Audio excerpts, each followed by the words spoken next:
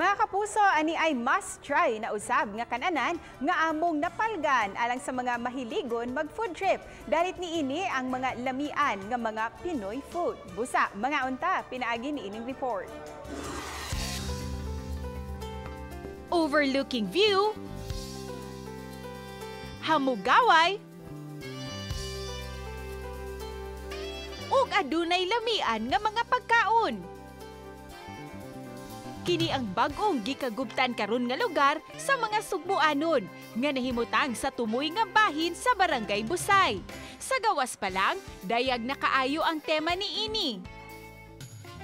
Very cozy and very relaxing. Dako og hamugaway ang maong lugar ug bugnaw usab kaayo ang hangin. Overlooking usab gikan dinhi ang tibuok syudad. Mao nga perfect kaayo kini alang sa inyong weekend. Gusto nilang mahatag sa mga Sugboanon ang modern Filipino nga kananan sa mountainside.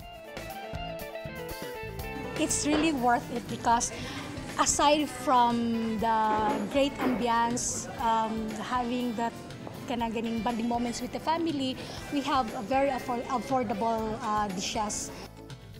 Of course, dili mawala ang ilang lamian nga mga bestsellers sama ni ining pansit batil patong, adobong pinisaya, pinakbet rice, shrimps in buko, chicken ninilo, puchero rice, ug banana Q a la mode.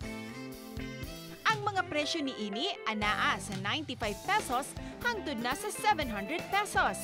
Niadto lang kining Setyembre nagbukas apan gidagsa na sa mga Sugboanon. Compensate ang price sa lasa sa food. Amo nang gi-try kung lami ba jud ng food kay nice man ang reviews go din niya. Place food. The place is live na ba to?